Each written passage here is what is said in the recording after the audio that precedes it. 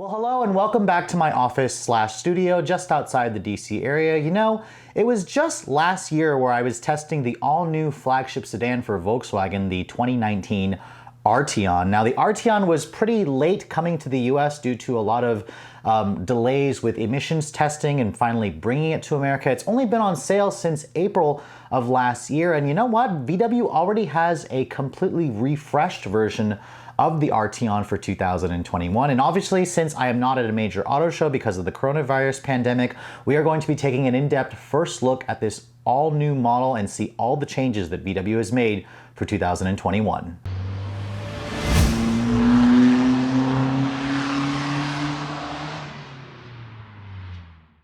Now, last year when I first drove the Arteon in California, I was actually really impressed with the overall package that they offer with this new flagship sedan/hatchback. Remember, this is replacing the old Volkswagen CC, and if you guys are super disappointed with the current 2020 Passat and you're looking for a big Volkswagen sedan, the Arteon is the one you're going to want to get. And as you can see, for 2021, VW has made some pretty extensive updates to the styling of the outside and as well as the interior. And for the European models, they're also introducing two all-new body styles. You've got a new shooting brake station wagon, which is absolutely gorgeous. Sadly, that is not coming to America. And VW is actually developing an Arteon R. That's right, a full R version of this vehicle, which sadly has not been confirmed for America just yet either. And VW says that the shooting brake won't be coming due to a lack of interest in wagons here in the States, but maybe if we cry loud enough, the R version may come to America. Now, let's first start off with the Arteon we are getting here in the States. Now, the front fascia has been slightly refreshed. The R-Line Sport package is included if you guys go for an SEL or SEL Premium. They've kind of simplified the trim lines here to offer the SE, SEL R-Line, and SEL Premium R-Line.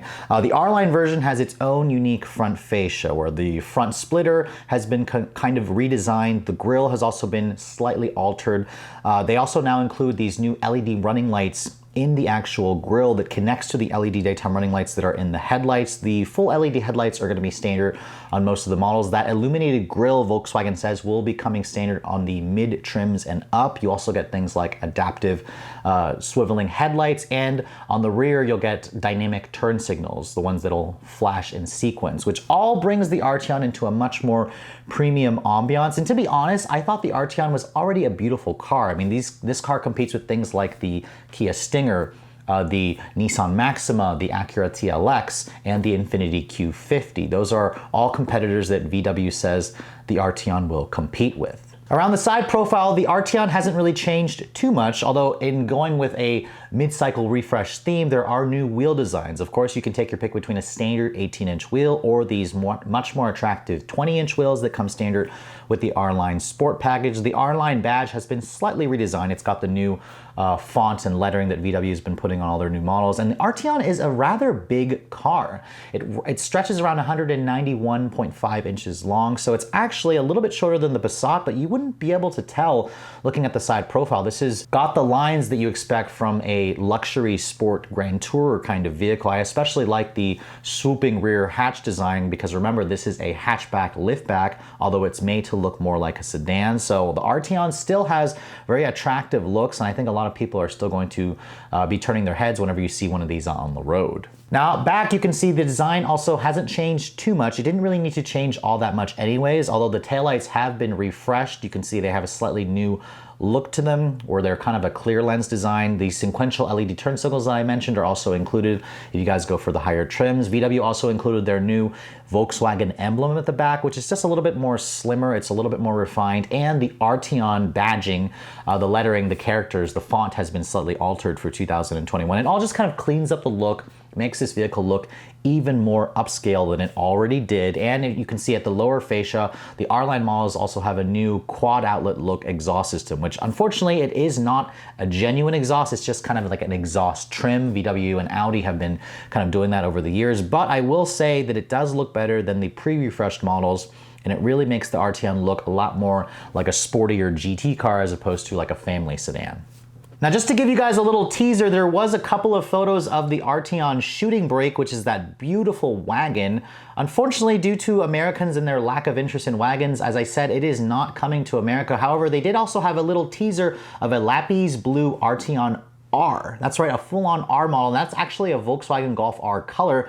It looks absolutely stunning with its unique wheels, a more aggressive front fascia. Please, pretty please, Volkswagen, bring the Arteon R here, because that's the one that's gonna have roughly around 300 horsepower, because when we start lifting up the hood of the Arteon that's coming to America, that's where, sadly, things didn't change for this sedan. It's still gonna soldier on here in the States with the company's 2-liter turbocharged 4-cylinder. It's the E888 direct injection 4-cylinder. It still makes 268 horsepower and 258 pound-feet of torque. Those numbers are just fine for tootling around town, cruising. You'll get a 0 to 60 time of around 6.8 seconds, something like that. It all pairs out through an 8-speed automatic transmission.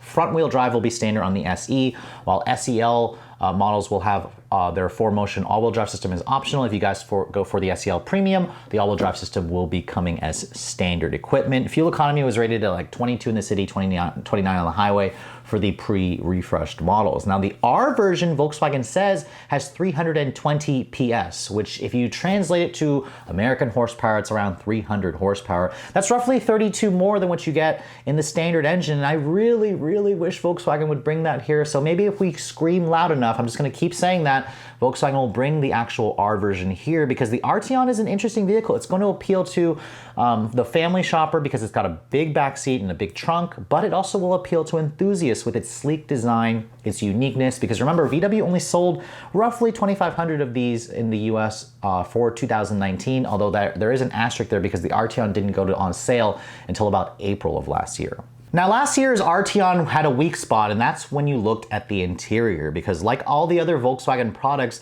they were a little bit lackluster. They kind of felt like an interior that would have been great about 5-10 years ago. And VW is recognizing that, and they are making some updates to the interior of the Arteon for 2021. Remember, this is their flagship model. Now, as you can see at a glance from these photos, it doesn't really look all that different when you first look at this interior design. The basic design of the interior hasn't really changed too much, but when you start looking at the details, Volkswagen has made some critical changes here. The materials all got a significant upgrade. You can see the higher spec models got an actual leather stitched. It's the VTEX leatherette stitching on the dashboard. It's on the door panels as well. The interior lighting has also been redesigned, where some of the lighting is actually integrated into some of the trim pieces. And if you see some silver trim, it's now a genuine metal trim. Volkswagen says you can also change the interior accent lighting and take your pick between 30 different color choices, which really makes the interior feel a lot more premium. The seats also got a slight upgrade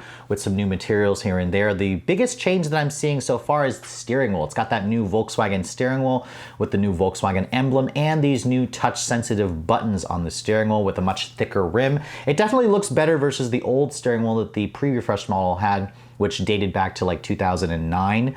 Volkswagen had been using that steering wheel for quite some time. The rest of the interior, the digital cockpit display, the 10.25-inch display is now standard across all the trims. The actual display and graphics has been slightly redesigned to use their newest infotainment layout. The Volkswagen infotainment system in the center also is the same 8 inches, but it's now their latest unit. You do have features like Android Auto, Apple CarPlay, of course. It's still a touchscreen and it has that very clean glass look to it. Although I do wish that VW had increased the size versus 8 inches. It does look pretty good and it'll be probably sufficient for most people. I'm also noticing the climate control system has been slightly redesigned. The knobs have been replaced with buttons. The center stack still looks pretty much the same. It's got a traditional shifter, so VW didn't go with an electronic shifter, but they did add features like wireless Apple CarPlay. You can get a heads-up display in this thing, and the Arteon will still have one of the most spacious cabins in the segment. The front seats have plenty of space. The back seats, when I tested it, had over 39 inches of legroom, and the cargo area offers up to 55. That's right, 55 cubic feet of space. That's nearly 10 more cubic feet of space versus what you're gonna get in the Kia Stinger.